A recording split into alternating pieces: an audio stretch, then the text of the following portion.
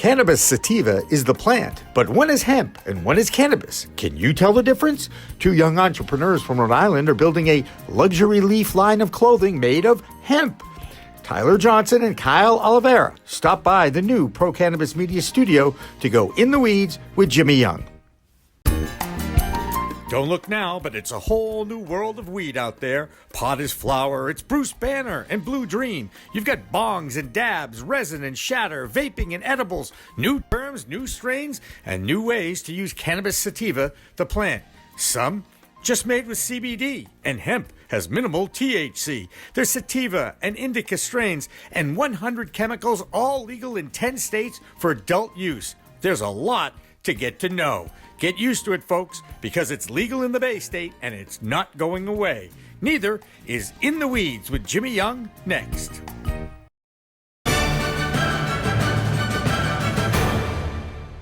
Revolutionary Clinics is just one of 49 medical cannabis dispensaries in Massachusetts, but there's a reason why it's one of the most popular. It's their patient-first philosophy. All day long, they teach, they educate, they communicate about this complicated plant called cannabis sativa. That's true whether you visit their Cambridge location in Fresh Pond at 110 Fawcett Street or at 67 Broadway in Somerville. Revolutionary Clinics, where the patient comes first. Hi, everyone. Welcome to a very special edition of In the Weeds with Jimmy Young. This is a regular podcast that's available on all your favorite podcasting networks like Stitcher and iTunes, and you can also get it on CLNS Media and theweedtube.com. But today is a very special moment in the history of the In the Weeds podcast. That's because we are actually recording this podcast from my new office studio in Wellesley, Massachusetts, just outside of Boston. And the reason why it's so special is I've never had a studio in my office before, so that's pretty exciting for me. And I'm very excited to welcome in these two entrepreneurs that are doing something that I am extremely impressed with. I'm going to introduce you to two of them. Both of them, actually. It is Kyle Oliviera and also Tyler Johnson. And they are from luxuryleaf.com.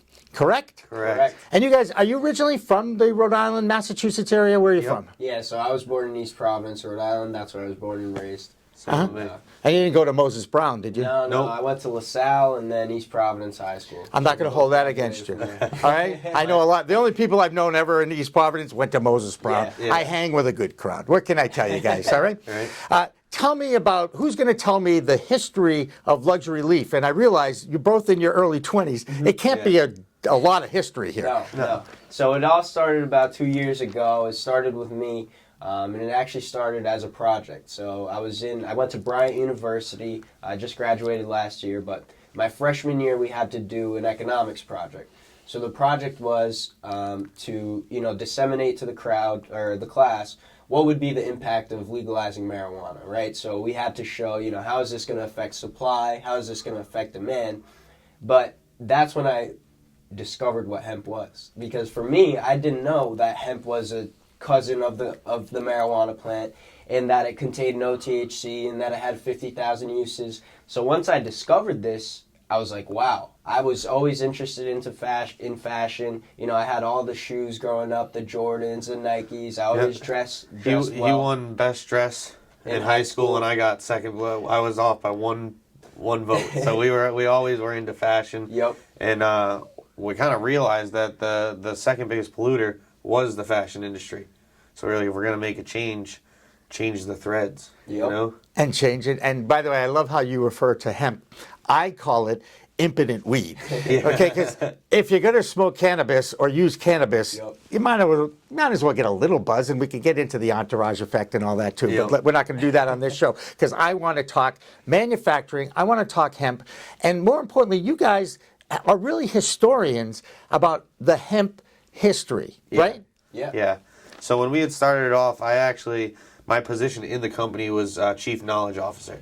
So our whole thing... That would be CKO. CKO, that's what it was. Okay, all right. So when we were first doing this, not a lot of people knew what hemp was, or they would ask us why hemp all the time, and I would sit there and be like, why not? But I needed to give them reasons why. So we started really getting into it. I would research it deeply, and figure out, well, with the knowledge, you come and you find out all the uses that they've done before, what worked for them, and then where you can take that today and apply that in the world, you know? And the history of hemp, cannabis, and I don't like to use that M word, Yeah. okay, is ingrained in this whole prohibition from the late 1930s, right? And it walked me through Mr. Hearst and Mr. DuPont and Mr. Anslinger, who we all know are the evil troika of cannabis law in our cannabis history in our country. Yeah, so for those of you who don't know, William Randolph Hearst, he ran all the newspapers at the time in the United States. So he had extreme influence. He was able to control the media and really what the people were consuming in terms of information. He was doing brain hacking before we even knew what it was, right?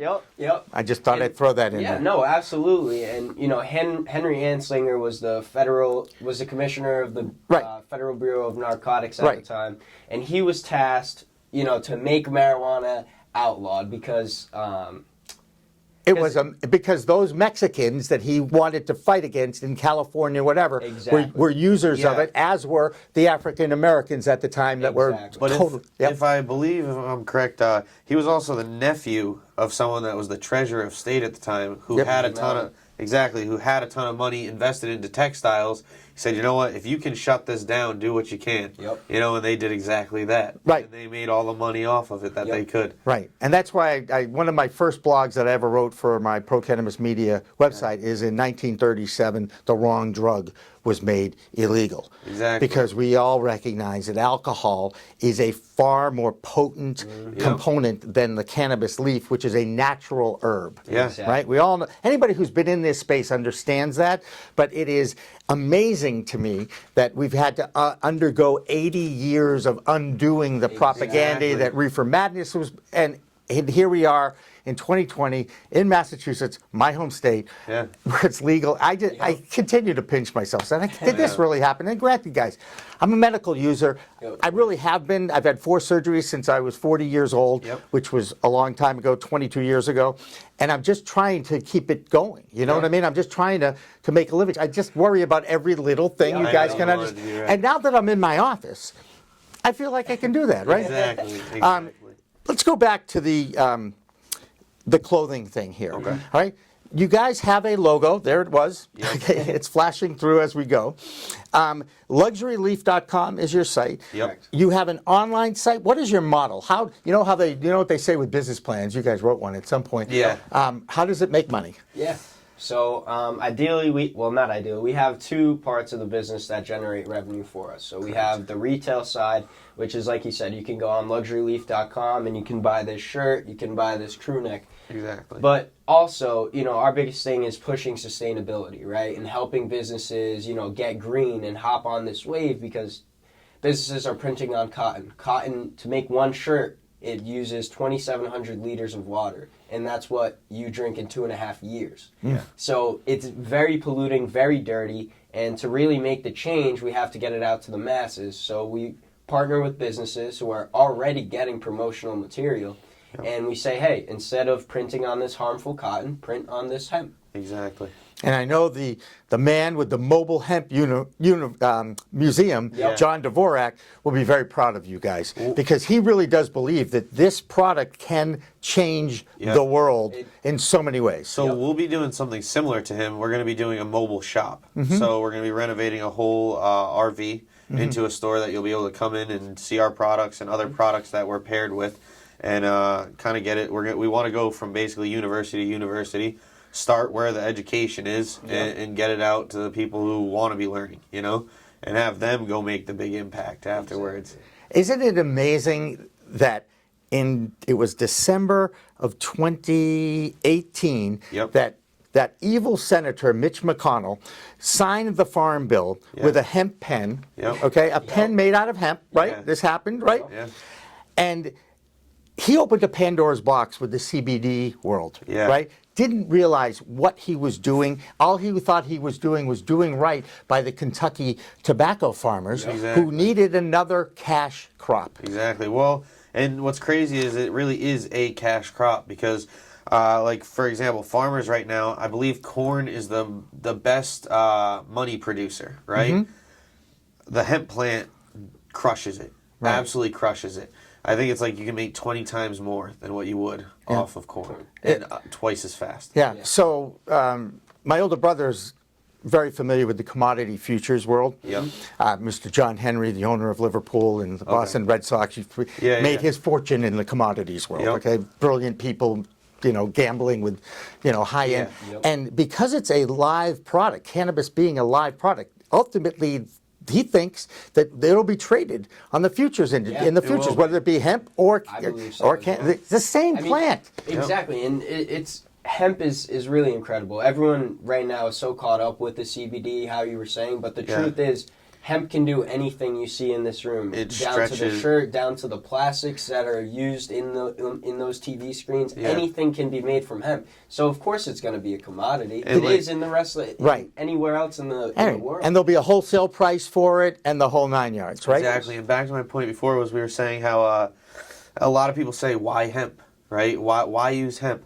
The way easier answer is why not? Or question, why not?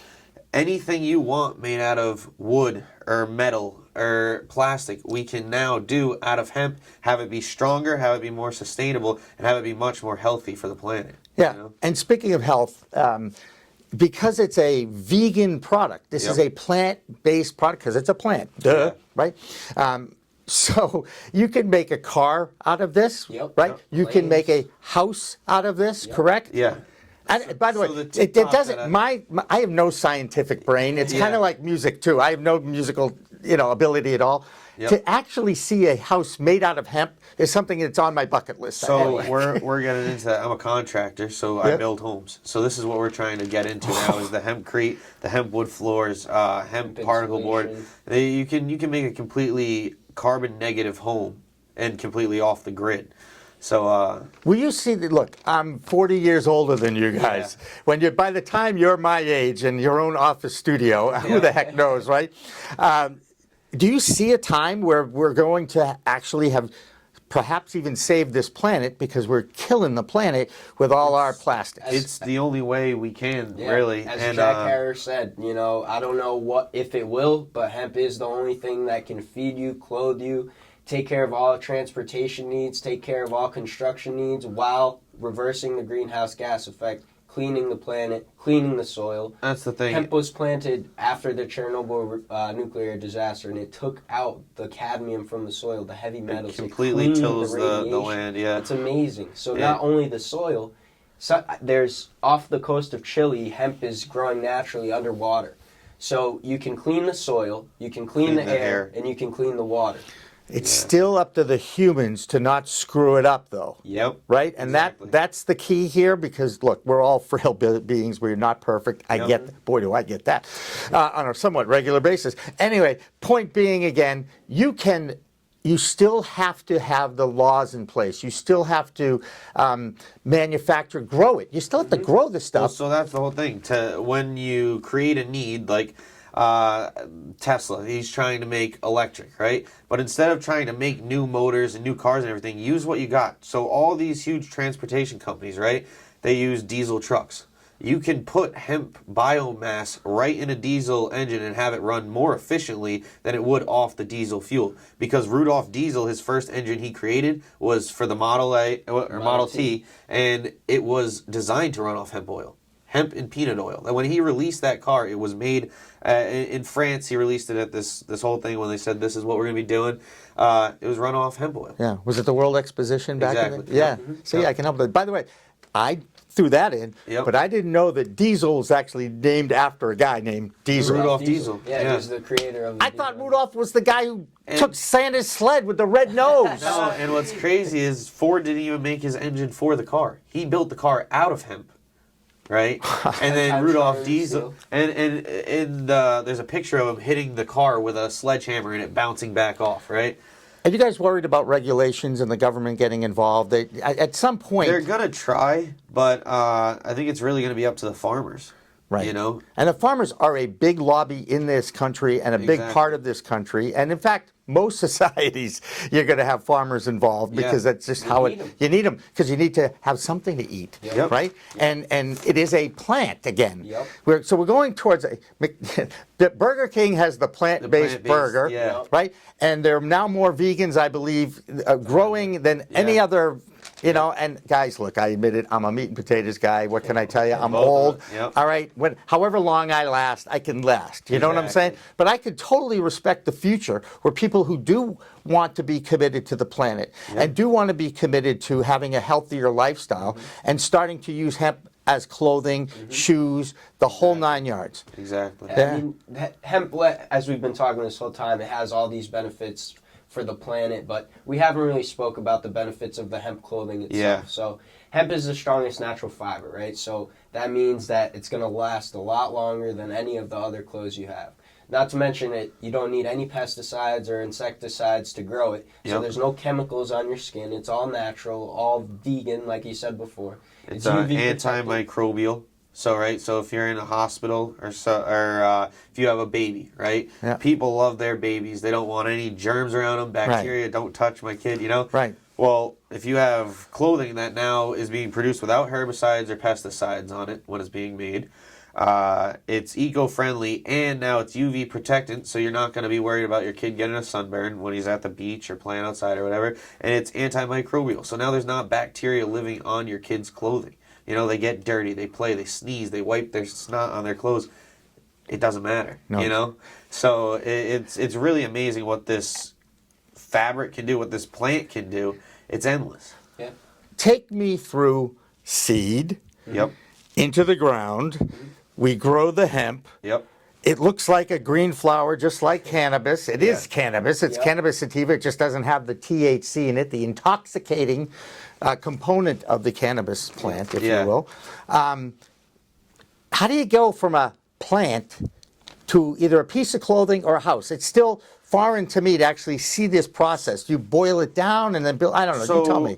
Actually, this is why hemp kind of got put on the back burner. Another reason was because they came out with the cotton gin, right? So then they came out Eli Whitney. Exactly. So then they came out with the decorticator, but not... History major. Sorry, I couldn't resist. Go ahead. Right. So then they came out with the decorticator, which was later on, but it allowed them to break down this plant and shred the fibers and be able to sew it from there, or spin it from there, and turn it into multiple other uses, right? But now they have machines that separate it shakes the seeds out of the plant, separates the nugs from it, strips the plant down, and then you just have the stalk. So then it decorticates the stalk, breaks it down into fiber. There's so many different things. You know, you can make resins out of it. You can you can press the seeds for your oil. You can make ethanol and methanol, right? There's so many different things you can do with that plant. It's amazing. And I know even people I know will take the leaves and turn that into juice. And they're getting benefits from that. So we actually know a guy that does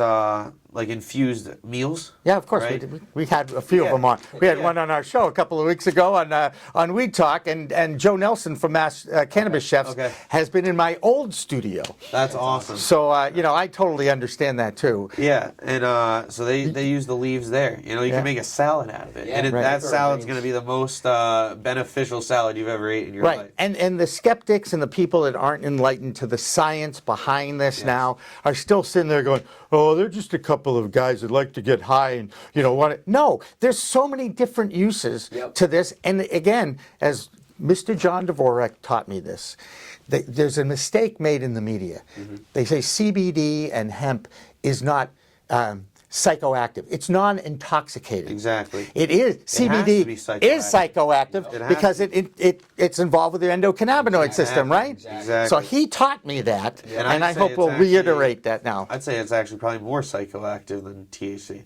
Because it regulates a lot more throughout your body. Exactly right. And it does need, if you talk to some of these scientists, that entourage effect is very, very interesting. It does need a little THC, perhaps more than the 0.3% that by law, again, humans getting involved with this, telling you can't do this because we can't have them, well, being doing intoxicated. that to really make this hard for everyone. You know what I'm saying? Because you grow. No, hold it. Yes, because they want to regulate it. Exactly. Because they want everybody wants a piece of the pie or the piece of the leaf, if you will. Well, right? and the thing is that at the end of the day, you still got to pay for the water. You got to still pay for all your guys to grow those plants and whatnot, and then they can come in at the end of the day and chop it down and say it was a .039 instead of a .03. And a lot of these farmers don't even, it's out of their control. A lot of the times the percentage of THC depends on the climate or where it's being grown, the elevation, altitude, all that stuff. So these farmers are buying, certified seeds that are less than 0.3% THC, but they're growing it in an area where it forces the percentages to go up. So But that is why they're moving away from doing seeds and doing straight clones. Clones. So when you get a clone, right, you can guarantee the genetics. You can guarantee that this is going to be under a .03. It's going to be a little more expensive than buying seeds, but it's better to pay a little more and guarantee your crop's going to be there at the end of the year. Because it's a cash crop. Exactly, than paying a little less and having your whole plant desolated. Yeah. So... What a crazy place you guys are going to live through. Yeah. So much amazing change. In my day, it was technology, right? The video phone I saw in 1964 at the World's Fair in New York. I was 7 years old. Okay, do the math, all right? And now it's like, hey, you want to FaceTime? We're doing it at the table, and great grandpa's looking at the little baby, and the little baby's going, how did my daddy get in there, right? I mean, it's amazing what you've seen and what I've seen in my 62 years. You're going to see a heck of a lot more. And we want to be the people making that change, How do they find you? Again. Right on luxuryleaf.com. We're on Instagram, Twitter, Facebook. TikTok now. All social media. LuxuryLeaf.com. The social media handles are LuxuryLeaf LLC.